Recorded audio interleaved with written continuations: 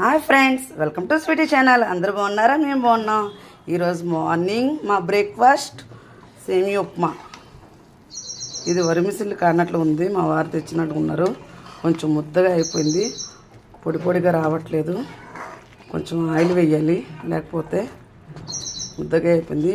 Stove అంతా clean చేయాలి, కొన్ని గిన్నెలు తోమాలి. లైక్ చేయండి, షేర్ చేయండి, సబ్స్క్రైబ్ చేసుకోండి ప్లీజ్. ఫస్ట్ టైం మా ఛానల్ చూస్తే సబ్స్క్రైబ్ చేసుకోండి. ఎండలు విపరీతంగా ఉన్నాయి, బయటికి వెళ్ళిన మాత్రం మంచినీళ్ళు, కొబ్బరి నీళ్ళు అలాంటివి తాగుతూ ఉండండి.